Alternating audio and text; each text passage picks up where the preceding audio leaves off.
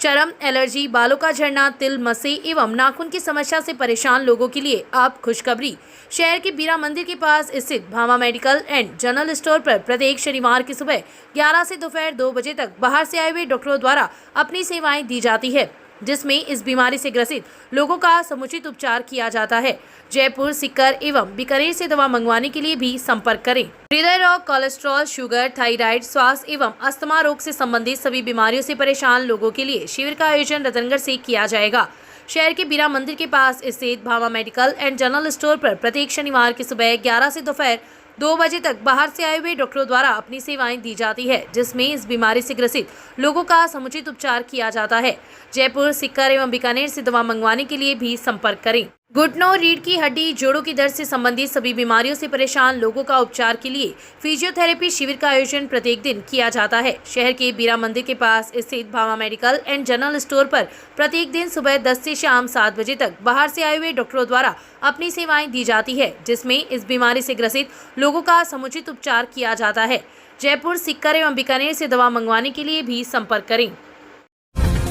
शहर से रामदेवरा के लिए श्रद्धालुओं का जत्था शुक्रवार को साइकिल से रवाना हुआ है। हनुमान पुस्तकालय के पास श्री रामदेव कैलाश सेवा समिति के सदस्यों का जत्था साइकिल पर रामदेवरा के लिए रवाना हुआ है।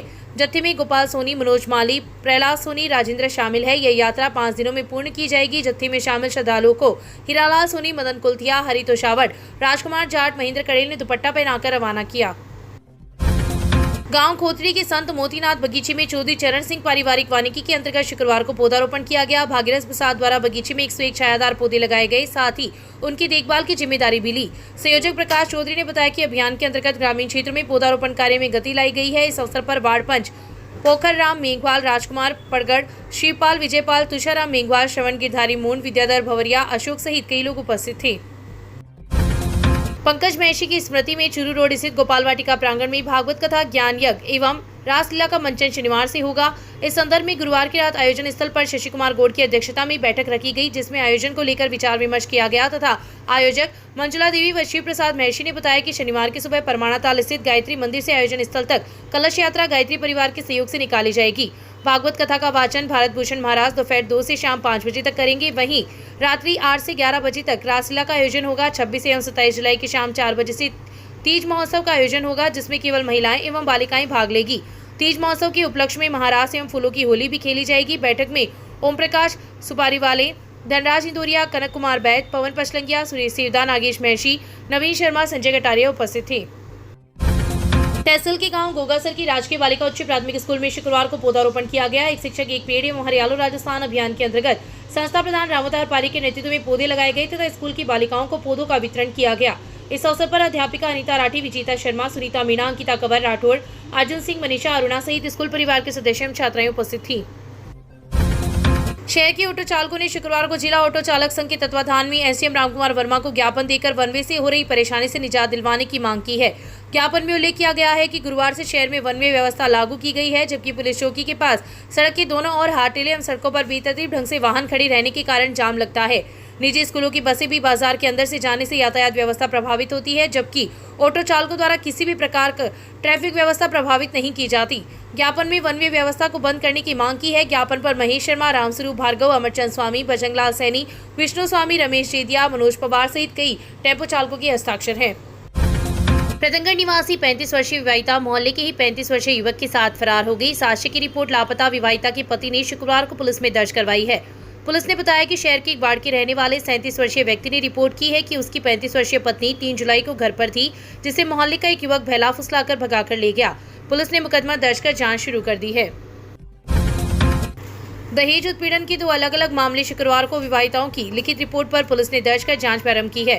पुलिस ने बताया कि वार्ड संख्या 35 की रहने वाली अंबिका शर्मा ने शुक्रवार को अपने नाना के साथ उपस्थित होकर रिपोर्ट दी कि उसकी शादी 11 दिसंबर 2021 को शहर के योगेश पुत्र कमल कुमार शर्मा के साथ हुई थी, लेकिन शादी के बाद से ही ससुरालजन से उसे दहेज के लिए परेशान करने लगी तथा मारपीट भी की। उसका स्त्री धन हड़प लिया और उसे घर से निकाल दिया। पुलिस ने विवाहिता की रिपोर्ट पर उसके पति योगेश, ससुर कमल कुमार, सास द्रौपदी, रोहित, जगदेव, राम निरंजन के खिलाफ मुकदमा दर्ज किया है। मामले की जांच सीआई दिलीप सिंह कर रहे हैं। वहीं दूसरे प्रकरण में 23 वर्षीय रुखसाना पत्नी मोहम्मद आरिफ अपनी मां राबिया के साथ पुलिस थाना में पेश होकर रिपोर्ट दी कि उसका निकाह चुरू निवासी मोहम्मद आरिफ के साथ 8 वर्ष पूर्व हुआ था उसकी निकाह के बाद से ससुरालजन उसे दहेज के लिए परेशान करने लगे तथा उसका स्त्री धन हड़प लिया। पुलिस ने रुखसाना की रिपोर्ट पर पति मोहम्मद आरिफ, सास नसीम बानो, ननद रुकिया, रिश्तेदार जुलेखा के विरुद्ध दहेज उत्पीड़न का मुकदमा दर्ज किया है। नाबालिगा को बहला फुसलाकर भगाकर ले जाने के प्रकरण में पुलिस ने एक युवक को गिरफ्तार किया है। सीआई दिलीप सिंह ने बताया कि 2 जुलाई को रतनगढ़ तहसील के गांव के रहने वाले 38 वर्षीय व्यक्ति ने रिपोर्ट दी कि 1 जुलाई की सुबह उसकी 2 नाबालिग बेटियां घर पर थी। एक बेटी पड़ोस में छाछ लेने के लिए गई थी और दूसरी बेटी घर पर थी। इसी दौरान तारानगर के ब्रह्मनगर निवासी 30 वर्षीय राजकुमार उर्फ राजू सांसी एवं खंडवा निवासी रोहित उसके घर पर आए तथा 16 वर्षीय पुत्री को बहला फुसलाकर भगाकर ले गए। इस दौरान उसकी पुत्री घर पर रखे 1,60,000 रुपए नगद, करीब 45,000 रुपए के चांदी के तथा 1.5 लाख रुपए के सोने के आभूषण भी अपने साथ ले गई। मामला दर्ज होने के बाद पुलिस ने नाबालिगा को दस्तयाब कर परिजनों को सुपुर्द कर दिया है। वहीं प्रकरण में फरार चल रहे राजकुमार को पुलिस ने पोस्को एवं दुष्कर्म के मामले में गिरफ्तार किया है। गिरफ्तार आरोपी शुक्रवार को न्यायालय में पेश किया, जहाँ उसे न्यायिक अभिरक्षा में भेज दिया गया है। ये अभी 2 जुलाई को एफआईआर दर्ज हुई थी। मेरी नाबालिग बच्ची को कोई बहला फुसला के भगाई ले गए, जिसमें बच्ची को दस्तयाब किया गया। दस्तयाबी के बाद में जो आरोपी था, जो उसको भागे ले गया था, उसको पोक्सो एक्ट के गिरफ्तार किया गया, अनुसंधान किया जा रहा है। सर एफआईआर में 2 आरोपियों के नाम थे, तो सर दूसरा आरोपी उस संबंध में अनुसंधान चल रहा है।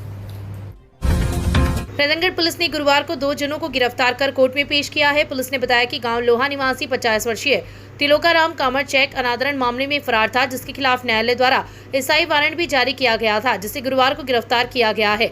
आरोपी चूरू व जोधपुर में भी चेक अनादरण मामले में वांछित है तथा जोधपुर कोर्ट द्वारा भी स्थायी वारंटी जारी हुआ है। वहीं दूसरे प्रकरण में गोलसा निवासी 40 वर्षीय परमेश्वर लाल जाट को शांति भंग के आरोप में गिरफ्तार किया गया है। हेड कांस्टेबल पवरलाल ने बताया कि आरोपी खेत विवाद प्रकरण में शांति भंग कर रहा था, जिसे गिरफ्तार किया गया है। राजगढ़ में पुलिस ने डकैती और दुष्कर्म की वारदात का खुलासा किया है। पुलिस ने इस मामले में अंतर्राज्यीय गिरोह के 5 सदस्यों को गिरफ्तार किया है। 30 जून 2025 को राजगढ़ पुलिस थाने में रोही रतनपुरा के खेत के 2 ढाणियों में लूटपाट की सूचना मिली थी। जांच में सामने आया कि विमला बावरी का बेटा संजय बावरी अपने साथियों के साथ इस वारदात में शामिल था। आईपीएस निश्चय प्रसाद और थाना अधिकारी राजेश सिंह के अनुसार आरोपियों ने 2 महिलाओं के साथ दुष्कर्म भी किया। आरोपियों को संदेह था कि पीड़ितों ने जमीन बेची है और उनके पास रकम होगी। गिरफ्तार आरोपियों में पंजाब के भटिंडा से संजय कुमार, फरीदाबाद से टीटू, अलवर से राजकुमार और हिसार से मदन शामिल है। पुलिस ने इन्हें पकड़ने के लिए राजस्थान, हरियाणा और दिल्ली तक का पीछा किया। सभी आरोपियों के खिलाफ पहले से भी लूट, डकैती और चोरी के कई मामले दर्ज हैं। पुलिस की जांच शुरू है और अन्य वारदातों के खुलासे की संभावना है।